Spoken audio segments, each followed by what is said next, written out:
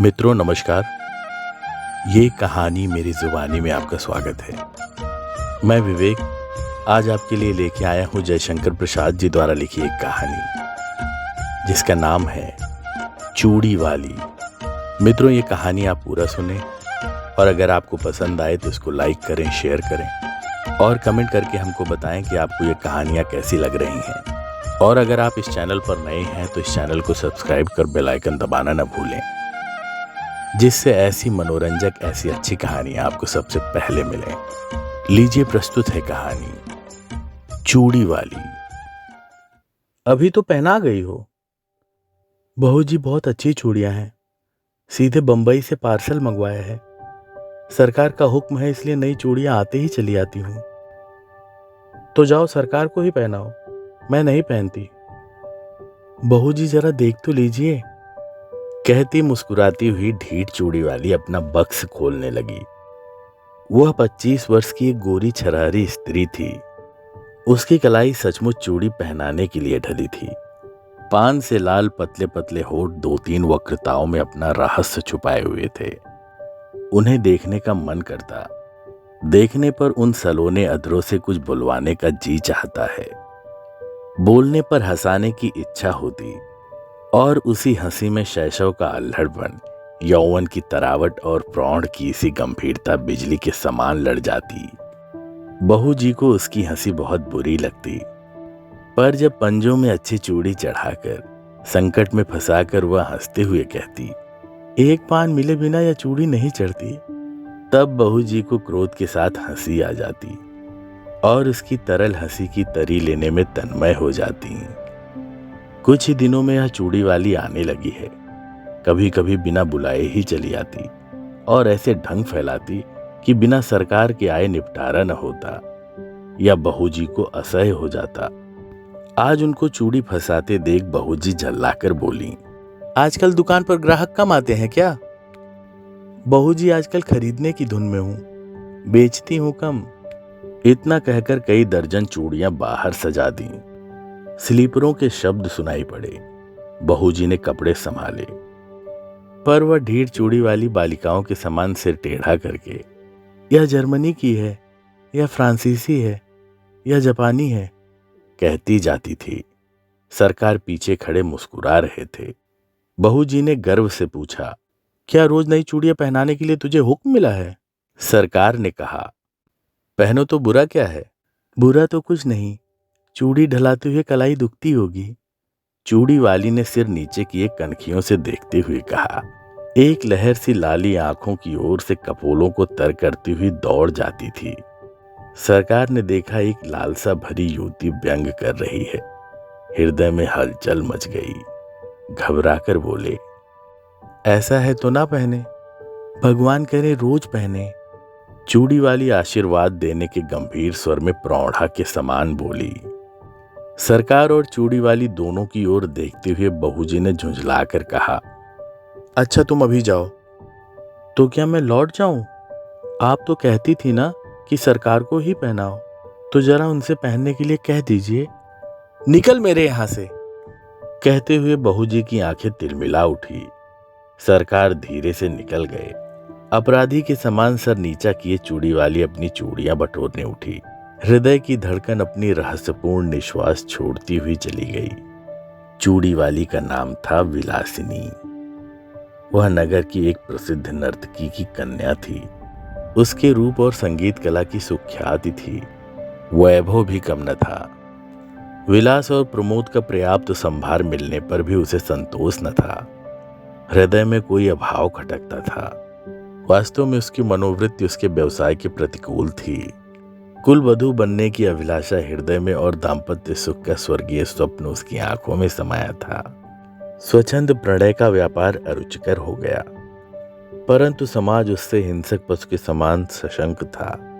उससे आश्रय मिलना असंभव जानकर विलासिनी ने छल के द्वारा वही सुख लेना चाहा। यह उसकी सरल आवश्यकता थी, क्योंकि अपने व्यवसाय में उसका प्रेम क्रय करने के लिए बहुत से लोग आते थे, पर विलासिनी अपना हृदय खोलकर किसी से प्रेम न कर सकती थी। उन्हीं दिनों सरकार के रूप, यौवन और चारित्र्य ने उसे प्रलोभन दिया। नगर के समीप बाबू विजय कृष्ण की अपनी जमींदारी में बड़ी सुंदर अट्टालिका थी। वहीं रहते थे। उनके अनुचर और प्रज्ञा उन्हें सरकार कहकर पुकारती थी। विलासिनी की आंखें विजय कृष्ण पर गड़ गईं। अपना चिर संचित मनोरथ पूर्ण करने के लिए वह कुछ दिनों के लिए चूड़ी वाली बन गई थी। सरकार चूड़ी वाली को जानते हुए भी अनजान बने रहे। अमीरी का एक कौतुक था। एक खिलवाड़ समझकर उसके आने जाने में बाधा न देते। विलासिनी के कलापूर्ण सौंदर्य ने जो कुछ प्रभाव उनके मन पर डाला था, उसके लिए उनके सूरजपूर्ण मन ने अच्छा बहाना खोज लिया था। वे सोचते बहू जी का कुल बधू जनोचित सौंदर्य और वैभव की मर्यादा देखकर चूड़ी वाली स्वयं पराजय स्वीकार कर लेगी और अपना निष्फल प्रयत्न छोड़ देगी। तब तक यह अच्छा मनोविनोद चल रहा है। चूड़ी वाली अपने कौतूहल पूर्ण कौशल में सफल ना हो सकी थी, परंतु बहू जी के आज के दुर्व्यवहार ने प्रतिक्रिया उत्पन्न कर दी और चोट खाकर उसने सरकार को घायल कर दिया। अब सरकार प्रकाश्य रूप से उसके यहाँ जाने लगे। विलास रजनी का प्रभात भी चूड़ी वाली के उपवन में कटता। कुल मर्यादा, लोकलाज और जमींदारी सब एक ओर और चूड़ी वाली अकेले। दालान में कुर्सियों पर सरकार और चूड़ी वाली बैठकर रात्रि जागरण का खेद मिटा रहे थे। पास ही अनार का वृक्ष था, उसमें फूल खिले थे। एक बहुत ही छोटी काली चिड़िया उन फूलों में चोंच डालकर मकरंद पान करती और कुछ केसर खाती, फिर हृदय विमोहक कलनाद करती हुई उड़ जाती। सरकार बड़ी देर से कौतुक देख रहे थे। बोले, इसे पकड़कर पालतू बनाया जाए तो कैसा रहेगा? यह एक फुलसूंघी है, पिंजड़े में नहीं रह सकती। उसे फूलों का प्रदेश ही जिला सकता है, स्वर्ण पिंजर नहीं। उसे खाने के लिए फूलों की केसर का चारा और पीने के लिए मकरंद मदिरा कौन जुटाएगा? पर इसकी बोली संगीत कला की चरम सीमा है। वीणा में भी कोई कोई मीड़ ऐसी निकलती होगी। इसे अवश्य पकड़ना चाहिए, जिसमें बाधा नहीं, बंधन नहीं, जिसका सौंदर्य स्वच्छंद है। उस असाधारण प्राकृतिक कला का मूल्य क्या बंधन है? कुरुच के द्वारा वह कलंकित भले ही हो जाए, परंतु पुरस्कृत नहीं हो सकती। उसको आप पिंजरे में बंद करके पुरस्कार देंगे या दंड? कहते हुए उसने विजय की एक व्यंग भरी मुस्कान छोड़ी। सरकार की उस वन विहंगम को पकड़ने की लालसा बलवती हो उठी। उन्होंने कहा, जाने भी दो, वह अच्छी कला नहीं जानती। प्रसंग बदल गया। नित्य का साधारण विनोदपूर्ण क्रम चला। चूड़ी वाली अपने अभ्यास के अनुसार समझती कि यदि बहू जी की अपार प्रणय संपत्ति में से कुछ अंश मैं भी ले लेती हूं तो हानि क्या। परंतु बहू जी को अपने प्रणय के एकाधिपत्य पर पूर्ण विश्वास था। वह निष्क्रिय प्रतिरोध करने लगी। राजा क्षमा के भयानक आक्रमण से वह घुलने लगी और सरकार वन विहंगिनी विलासिनी को स्वायत्त करने में दत्तचित्त हुए। रोगी की शुश्रूषा और सेवा में कोई कमी न थी, परंतु एक बड़े मुकदमे में सरकार का उधर सर्वस्वांत हुआ, इधर बहू जी चल बसी। चूड़ी वाली ने समझा कि उसकी पूर्ण विजय हुई, पर बात कुछ दूसरी थी। विजय कृष्ण का वह एक विनोद था। जब सब कुछ चला गया तब विनोद लेकर क्या होगा। एक दिन चूड़ी वाली से छुट्टी मांगी। उसने कहा, कमी किस बात की है? मैं तुम्हारी ही हूं और सब विभव भी तुम्हारा है। विजय ने कहा, मैं वैसा की दी हुई जीविका से पेट पालने में असमर्थ हूं। चूड़ी वाली बिलखने लगी।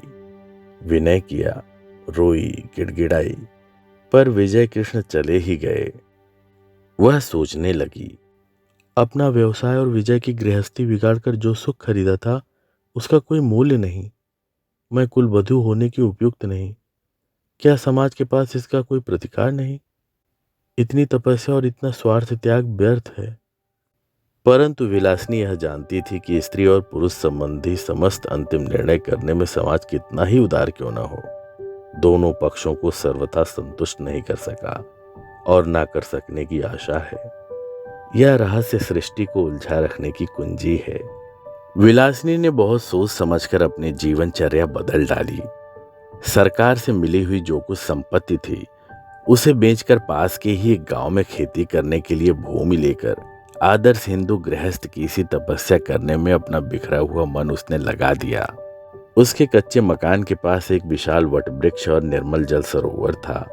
वहीं बैठकर चूड़ी वाली ने पथिकों की सेवा करने का संकल्प किया। थोड़े ही दिनों में अच्छी खेती होने लगी और अन्न से उसका घर भरा रहने लगा।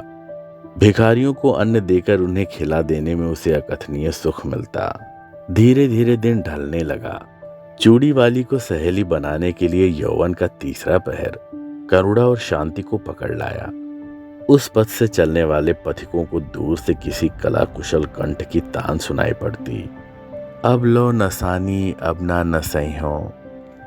वट वृक्ष के नीचे एक अनाथ बालक नंदू को चना और गुड़ की दुकान चूड़ी वाली ने करा दी है। जिन पथिकों के पास पैसे ना होते उनका मूल्य वह स्वयं देकर नंदू की दुकान से घाटा न होने देती और पथिक भी विश्राम किए बिना उस तालाब से न जाता। कुछ ही दिनों में चूड़ी वाली का तालाब विख्यात हो गया। संध्या हो चली थी। पखेरुओं का बसेरे की ओर लौटने का कोलाहल मचा और वटवृक्ष में चहल पहल हो गई। चूड़ी वाली चरनी के पास खड़ी बैलों को देख रही थी। दलान में दीपक जल रहा था। अंधकार उसके घर और मन में बरजोरी घुस रहा था। कोलाहल शून्य जीवन में भी चूड़ी वाली को शांति मिली ऐसा विश्वास नहीं होता था। पास ही उसकी पिंडुलियों से सिर रगड़ता हुआ कलुआ दुम हिला रहा था। सुखिया उसके लिए घर में से कुछ खाने को ले आई थी, पर कलुआ उधर न देखकर अपनी स्वामिनी से स्नेह जता रहा था। चूड़ी वाली ने हंसते हुए कहा, कल तेरा दुलार हो चुका, जा खा ले। चूड़ी वाली ने मन में सोचा, कंगाल मनुष्य स्नेह के लिए क्यों भीख मांगता है। वह स्वयं नहीं करता, नहीं तो तृण विरोधी तथा पशु पक्षी भी तो स्नेह करने के लिए प्रस्तुत हैं। इतने में नंदू ने आकर कहा, माँ, एक बटोही बहुत थका हुआ अभी आया है, भूख के मारे जैसे शिथिल हो गया है। तूने क्यों नहीं दे दिया? लेता भी नहीं, कहता है तू बड़ा गरीब लड़का है, तुझसे ना लूंगा। चूड़ी वाली वटवृक्ष की ओर चल पड़ी। अंधेरा हो गया था। पथिक जड़ का सहारा लेकर लेटा था। चूड़ी वाली ने हाथ जोड़कर कहा, महाराज, आप कुछ भोजन कीजिए। तुम कौन हो? पहले की एक वेश्या। छी, मुझे पड़े रहने दो। मैं नहीं चाहता कि तुम मुझसे बोलो भी, क्योंकि तुम्हारा व्यवसाय कितने ही सुखी घरों को उजाड़कर शमशान बना देता है। महाराज, हम लोग तो कला के व्यवसायी हैं। यह अपराध तो कला का मूल्य लगाने वालों की कुरुचि और कुत्सित इच्छा का है। संसार में बहुत से निर्लज्ज स्वार्थपूर्ण व्यवसाय चलते हैं, फिर इसी पर इतना क्रोध क्यों? क्योंकि वह उन सभी में सबसे अधम और निकृष्ट है। परंतु वैश्या का व्यवसाय करके भी मैंने एक ही व्यक्ति से प्रेम किया था। मैं और धर्म नहीं जानती, पर अपने सरकार से जो कुछ मुझे मिला उसे मैं लोक सेवा में लगाती हूँ। मेरे तालाब पर कोई भूखा नहीं मरने पाता। मेरी जीविका चाहे जो रही हो, मेरे अतिथि धर्म में बाधा ना दीजिए। पथिक एक बार ही उठकर बैठ गया और आंख गड़ाकर अंधेरे में देखने लगा। सहसा बोल उठा, चूड़ी वाली? कौन? सरकार? हाँ, तुमने शोक हर लिया। मेरे अपराधजनक तमाम त्याग में पुण्य का भी भाग था, या मैं नहीं जानता। सरकार, मैंने गृहस्थ कुलवधू होने के लिए कठोर तपस्या की है। इन 4 वर्षों में मुझे विश्वास हो गया कि कुलवधू होने में जो महत्व है वह सेवा का है, ना कि विलास का। सेवा ही नहीं चूड़ी वाली, उसमें विलास का अनंत यौवन है, क्योंकि केवल स्त्री पुरुष के शारीरिक बंधन में वह पर्यवसित नहीं है। बाह्य साधनों के विकृत हो जाने तक ही उसकी सीमा नहीं। गृहस्थ जीवन के लिए प्रचुर उपकरण प्रस्तुत करता है, इसीलिए वह प्रेय भी है और श्रेय भी है। मुझे विश्वास है कि तुम अब सफल हो जाओगी। मेरी सफलता आपकी कृपा पर है। विश्वास है कि आप इतने निर्दयी ना होंगे। कहते कहते चूड़ी वाली ने सरकार के पैर पकड़ लिए। सरकार ने उसके हाथ पकड़ लिए।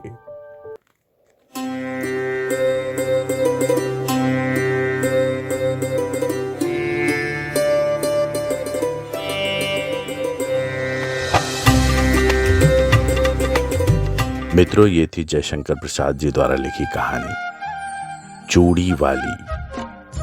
मित्रों, अगर आपको ये कहानी पसंद आई है तो इसको लाइक करें, शेयर करें और कमेंट करके हमें बताएं कि आपको ये कहानियाँ कैसी लग रही हैं। साथ ही अगर आप इस चैनल पर नए हैं तो चैनल को सब्सक्राइब कर बेल आइकन दबाना न भूलें, जिससे ऐसी मनोरंजक ऐसी अच्छी कहानियाँ आपको सबसे पहले मिलें। धन्यवाद।